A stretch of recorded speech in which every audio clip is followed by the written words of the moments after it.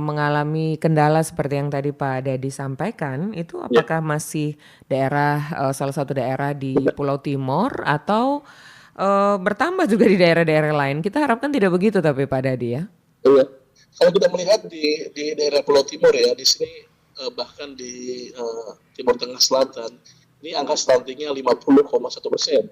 Mhm, Artinya dari dua balita satunya kena stunting gitu ya. mhm. Nah, kemudian juga di daerah Flores juga ini angkanya dan Sumba juga naik gitu ya. Memang ini luar biasa ya, maksudnya dalam arti butuh yang namanya treatment khusus sekarang hasil dari audit kasus stunting. Mhm. Banyak juga faktor ini ada beberapa nih terkait dengan bapak yang sering merokok dekat dengan bayinya. Ini pengaruhnya bayinya itu kan apa yang namanya eh, terpapar ya asap rokok sehingga ini pengaruh juga terhadap stunting gitu ya.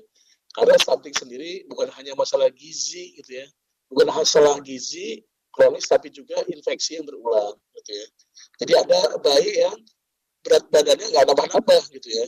Ya karena tadi kena asma, kemudian kena ispa dan yang lainnya. Ini pengaruh juga ternyata terkait dengan temuan Mhm. kami di lapangan. Seperti itu Mbak Desi. Iya ya. Sebenarnya masalah ini sudah terdeteksi, teridentifikasi, bahkan sudah dicarikan solusinya begitu ya Pak Dadi ya. Anda juga, Ya, pihak, BKKBN pemerintah juga ya ikut melibatkan, pihak-pihak ahli untuk bisa mengkaji permasalahan ini untuk mengurai masalah bahkan mencari solusinya. Kira-kira Pak Dadi ya, yang faktor yang paling utama begitu, yang membuat ini kok sepertinya susah sekali begitu ya, walaupun memang beberapa pihak menyatakan bahwa mengentaskan stunting ini tidak bisa dalam waktu singkat. Ini karena juga, eee, termasuk pola hidup, masyarakat, cara berpikir masyarakat ini mempengaruhi juga. Tapi Pak Dadi, hasil, penelitian misalnya ya atau riset yang dilakukan oleh pemerintah, BKKBN termasuk, apa sih Pak yang paling terbesar kendalanya? ya. Jadi memang setiap daerah bervariasi ya Mbak Desi ya terkait Mhm, dengan determinan atau pengaruh terhadap prevalensi stunting ini gitu ya. Uh, kita kan dari BKKBN melalui dana bantuan operasional keluarga berencana melakukan audit stunting gitu ya. mhm, Jadi audit stunting ini dilakukan dengan mengumpulkan para ahli, ada ahli gizi, ada ahli sanitasi, ada dokter spesialis anak, ya, kemudian spesialis gizi dan yang lainnya gitu ya. Memang setiap kabupaten, setiap kecamatan berbeda faktornya Mbak gitu ya. Misalnya di daerah timur ya, misalnya di TTS tadi bagian selatan, itu masalahnya air Mbak gitu ya. Di sana air bersih itu susah gitu ya, mhm, air bersih itu susah. Jadi kenapa air itu pengaruhnya kemana gitu ya? Kalau air yang nggak bersih, air yang terkontaminasi gitu ya, nanti barang makanan yang dikonsumsi oleh anak gitu ya, nanti tidak bersih, tidak hygiene, sehingga nanti udah anaknya kecil kurang gizi makan makanan yang tidak bersih. Jadi mmm, menimbulkan anak juga infeksi. Nah itu tadi gitu ya. mhm, Kemudian juga jamban gitu ya, masih ada jamban yang kurang bersih juga yang tidak layak. Ini pengaruh juga terhadap stunting ini karena memang sasarannya balita ini gitu Mbak ya. Nah ada juga pengaruhnya masalah pola di kota juga ada Mbak gitu ya. Ini masalah mhm, pola asuh gitu ya. mhm, Pola asuh orang tua. Mungkin ibu-ibu muda ini tidak mempunyai skill, pengetahuan ataupun keterampilan terkait dengan bagaimana pola asuh anak untuk makan yang sehat dan bergizi. Jadi banyak anak-anak kita di bawah 2 tahun itu mengikuti makan seperti orang dewasa gitu ya. mhm, Padahal setiap anak itu makan berdasarkan tadi eh, tumbuh kembangnya anak. Jadi anak banyak makan juga makanan instan, makanan pengawet dan yang lainnya. Banyak nelayan juga yang menjual ikan ya, kemudian menggantikan dengan mie instan. Masih anaknya disuruh makan mie instan itu pengaruh juga gitu ya. mhm, Memang kita mhm, berpikir kita butuh ibu-ibu yang sehat dan pintar gitu ya. ya, Bagaimana menyajikan makanan yang sehat untuk anaknya. Nah karena mhm, stunting ini harus protein hewani Mbak. Nggak bisa anak kebanyakan makan karbohidrat juga. Nah, protein hewani itu ya bisa dari ikan, dari telur, dari susu, dan yang lainnya. Sehingga memang orang tua, khususnya ibu-ibu, harus mengotot tuh. Untuk anak usia untuk 2 tahun, 6 bulan ke atas, harus ada asupan protein hewani. Jangan kebanyakan karbo dan makanan instan. Ini pengaruh gitu ya. Jadi berat anak tidak naik-naik dan yang lainnya. Begitu ada mhm, sih, jadi pola asuh itu penting ya. Jadi kalau ibu yang berpendidikan, ibu yang punya pengetahuan, termasuk makanan gitu kan. Kadang-kadang ibu-ibu sekarang banyak instan makan dari kulkas ya frozen food apa-apa. Nah itu tidak akan membuat anak kita menjadi sehat gitu ya. Bahkan bisa membuat anak kita stunting. Begitu Mbak Desi gitu. Ya. Iya Pak, jadi memang tadi ya, kalau mau bilang salah satu kunci saja nggak cukup begitu, memang ada banyak faktor ya yang menyebabkan itu dan ini tentu membuat kita jangan mudah menyerah begitu untuk melawan sebuah kendala-kendala ini, terus menyebarkan informasi-informasi yang edukatif agar banyak ibu-ibu muda yang pintar juga begitu tadi ya. Kalau kita bisa bilang jadi tonggak perubahan, ibu-ibu juga bisa jadi salah satunya agent of change-nya begitu Pak Dadi ya. Betul, dan itu harus ditunjang oleh suami ya. Artinya coba bapak suami ini kurangi merokoknya gitu kan ya. Ya, Nah, untuk apa tuh gizi anak kita gitu. Karena dari ibu yang cerdas akan lahir anak yang cerdas. Ya, dari bapak yang punya perhatian sama ibunya, pasti ibunya terawat, ibunya terlindungi dan anaknya menjadi sehat dan juga bebas stunting. Demikian. Jadi harus ada kerjasama begitu ya, dan pemerintah juga terus melakukan upaya-upaya ini karena mudah-mudahan masyarakat NTT merasa capek dengan titel bahwa stunting masih tinggi begitu ya, karena kalau sudah merasa agak terganggu dengan titel ini, berusaha juga untuk ikut menurunkan angka stunting Pak Dadi.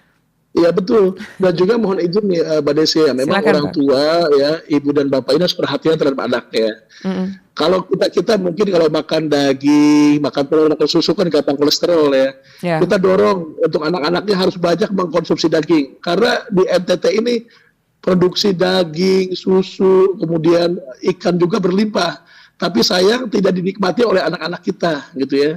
Sedikit sekali anak-anak kita yang konsumsi itu. Jadi mohon izin kalau ada pesta adat atau apa gitu ya, acara-acara apa, prioritas anak-anak untuk makan protein hewani. Begitu Bu Desi. Ya. Mudah-mudahan ya. Jadi untuk tidak melulu mengikuti kemauan anak, ini juga termasuk strategi cerdas begitu ya. Jangan sampai anak-anak memilih makan seperti yang Pak Dadi bilang tadi, mie instan, malah dibolehkan sama orang tuanya hanya karena dasarnya sayang, tidak ingin anak menangis begitu ya Pak ya. Iya, dan ibu itu harus ngotot gitu loh. Ini Bu Desi ya. Ibu-ibu dan bapak-bapak itu harus ngotot, anaknya harus makan bergizi. Setiap hari minimal telur 1 gitu ya.